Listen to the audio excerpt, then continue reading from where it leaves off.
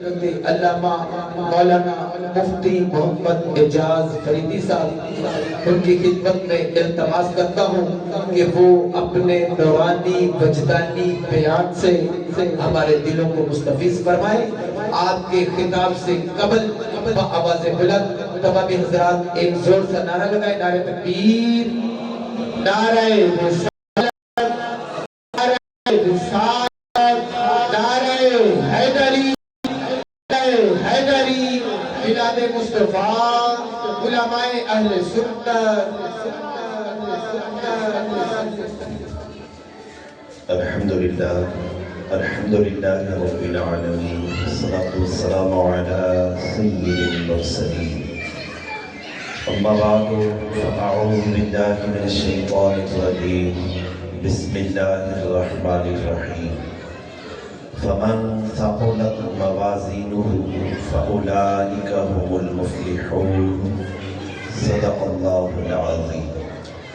اللهم صل على محمد عبدك ورسولك، وصل على المؤمنين والمؤمنات والمسلمين والمسلمات۔ حضرت محترم، آج ہم بزرگ عالم دین سید نور المصطفیٰ رحمت اللہ علیہ کی 40ویں کے ختم میں شامل ہیں۔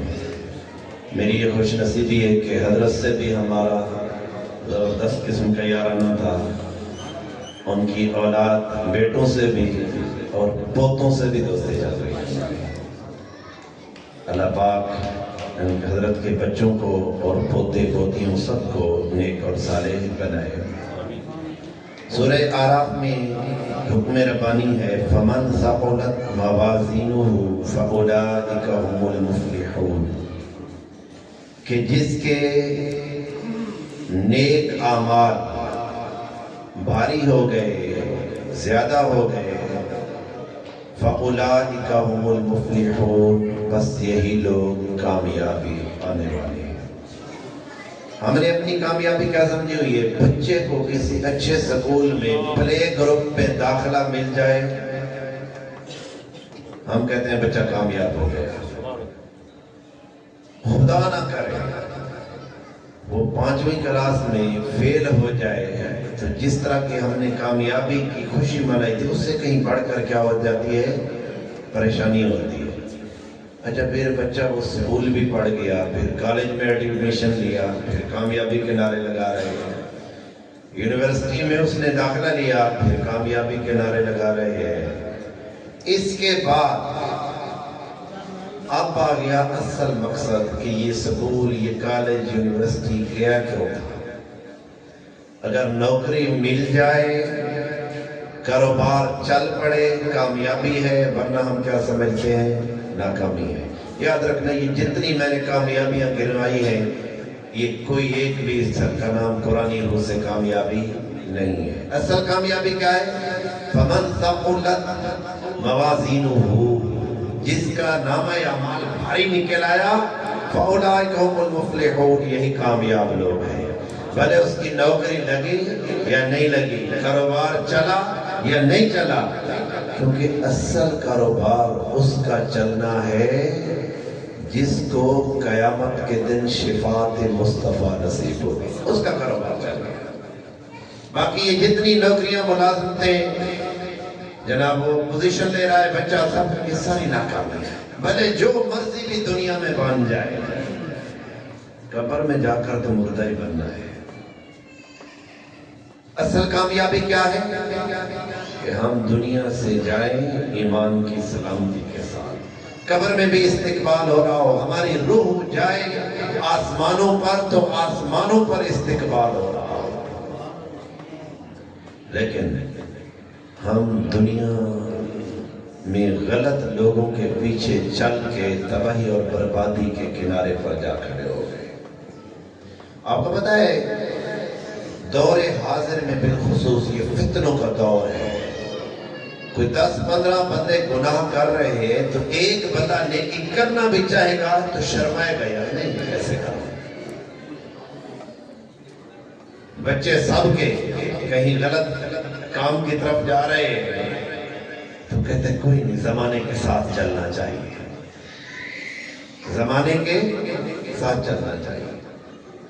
اب آپ خود دیکھیں گے، آپ میں سے میں سارے اپنی بچی کی شادی مسجد میں نکاح کر کے لڑکے والوں کے حوالے جا کر خود کر دیں، جو کہ سنت نبوی ہے۔ آپ دیکھ لینا آپ کے ساتھ ہوتا کیا ہے۔ کئی لوگ ہیں جو سنت کے مطابق ایسا کرنا چاہتے ہیں، لیکن جو زمانہ چال چل رہا ہے، اگر انہوں نے ایسا کر بھی لیا تو مکان تبدیل کرنا پڑے گا، علاقہ چھوڑنا پڑے گا۔ انہوں نے کیسی شادی کر دی ہے؟ اچھا، جو علامہ اقبال علیہ الرحمہ ہے نا، جس کو ہم نے بس رب پہ آتی ہے دعا پر چھوڑ دیا ہے، وہ بڑی کمال ہمیں ہماری تربیت کر گئے۔ علامہ کہتے ہیں نا اس طرح نہ کرو، کہتے ہیں حدیث بے خبراں ہے تو با زمانہ ساز، زمانہ با تو نسازت تو با زمانہ ستیز۔ علامہ اقبال نے کہا خدا کے بندے، اگر زمانہ غلط کام کی طرف چل پڑے تو زمانے کو دیکھ کے، لوگوں کو دیکھ کے غلط کام کے پیچھے نہ چلنا، تو اللہ کی طرف چل، اگرچہ اکیلا ہے اور سارے زمانے کو ساتھ لے کر چل۔ ایک یہ ہے کہ لوگ برے ہیں ان کے پیچھے تو چلے، دوسرا یہ ہے کہ تم اکیلا احساس کم طریقہ شکار ہوئے بغیر راہ خدا میں چلے اور زمانہ تمہارے پیچھے چلے۔ علامہ اقبال علیہ الرحمہ کہتے ہیں کہ میں برلن گیا تو ادھر جا کے میں نے وہی لسی پینا شروع کر دی، صبح نماز پڑھنا، قرآن پڑھنا۔ مجھے میرے دوستوں نے کہا وہ علامہ پینڈو ہے، پھر وہی بات ہے، سیال کوٹیا نکلا، صبح واک کرو، کوئی کتے پکڑے، پارک میں چلیں، دن کو جناب چلیں، ہم کوئی انجوائے کریں۔ کیا تم نے وہی سارا، کبھی قرآن پڑھ رہا ہے، کبھی حدیث پڑھ رہا ہے۔ علامہ نے کہا یار تمہاری چیزیں تمہیں مبارک ہو، یہ جو انگریزوں کی چال چلن ہے برلن میں، یہ میری آنکھوں میں نہیں سما رہی، مجھے ان کا ماحول اچھا نہیں لگ رہا، کیونکہ میری آنکھ میں مدینہ طیبہ اور مولا کائنات کے مدفن نجف اشرف کی سرزمین کا میری ماں نے سرما ڈالا، محبت ڈالی۔ اب بھلے یہ کچھ بھی تم کہتے رہو، میں قرآن و سنت کے خلاف نہیں کروں گا۔ فرمایا کہ خیرہ نہ کر سکا مجھے جلوہ دانش فن، انگریزوں کے جلوے مجھے حیران نہیں کر سکے، کیوں کہ سرما ہے میری آنکھ کا خاک مدینہ و نجف۔ تو جس کو اللہ اور اس کے رسول سے محبت ہوتی ہے وہ زمانے کی لہروں کے ساتھ نہیں چلتا، وہ اللہ اور اس کے رسول کی جانب چلتا ہے۔ ہم بچوں کو دیکھ رہے ہیں کس قدر تباہی اور بربادی کے کنارے پر لے کر جا رہے ہیں۔ ہر کسی کے اپنے تفردات ہوتے ہیں۔ مولانا قاری ڈاکٹر نور المصطفیٰ صاحب، میں ان کے پوتوں کو پڑھانے کے لیے ماشاءاللہ وہ خرم صاحب قبلہ عامر بھائی ان کی اماں جی کے کہنے پر چلا گیا۔ وہ میں نے ایک دن دیکھا کلاس میں حضرت آ گئے اور سب بچوں کو کہتے ہیں ہاتھ چومو، وہ میرے ہاتھ چوم رہے ہیں۔ میں روزانہ بچوں سے تو گپ شپ ہوتی ہے، میں نے کہا یہ کیا ہے؟ کہتے ہیں نہیں یہ ادب سے کرنا ہے، یعنی اپنے پوتوں کو کہہ رہے ہیں کہ ہاتھ چومو، ادب سکھا رہے ہیں۔ حضرت سمجھتے تھے کہ یہ یورپین معاشرے کی طرف، غلط طرف ہم جا رہے ہیں۔ ہم نے اپنے بچوں کی تربیت نہ کی تو بچہ ہمارے ہاتھ سے نکل گیا ہے بچے۔ آپ کو پتہ ہے موسیٰ علیہ السلام کی والدہ نے اپنے بیٹے کو کہاں کیا تھا؟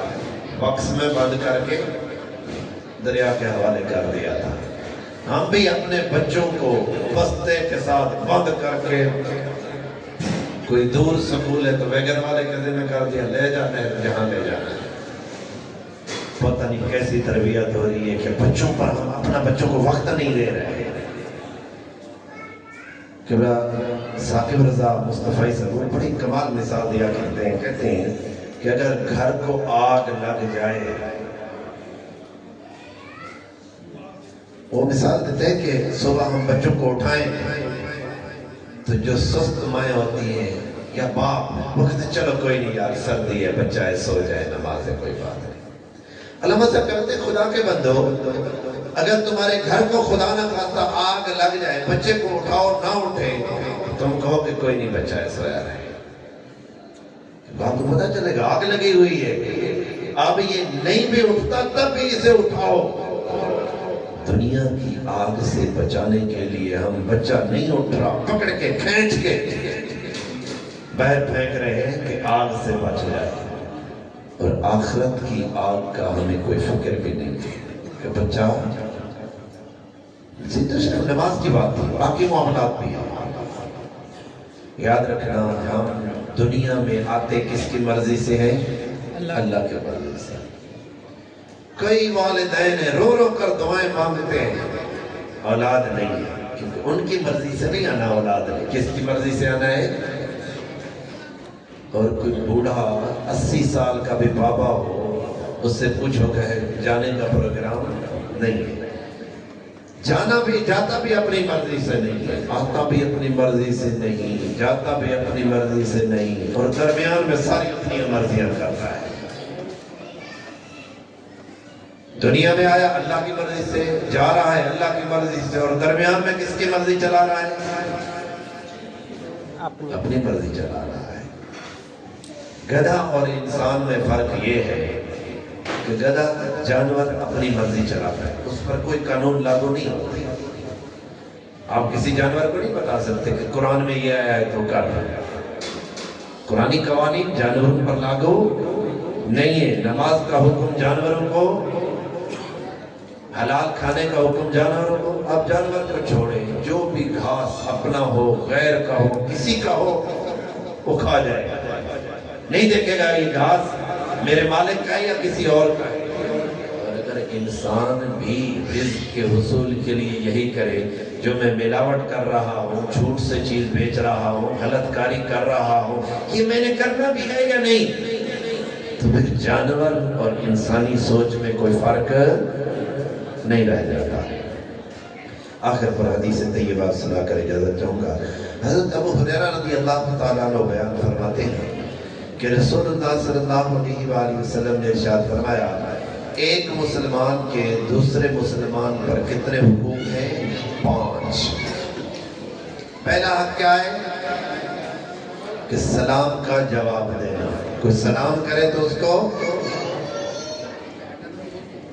اب یہ سلام کا معاملہ بڑا عجیب ہوتا جا رہا ہے کہ جس کو جانتے ہوں اسے سلام کرتے ہیں جس کو نہیں جانتے اور مالدار والا ہے اچھی گاڑی والا ہے اچھے بنگلے والا ہے تو 10 مرتبہ ہی سلام کر لیں گے.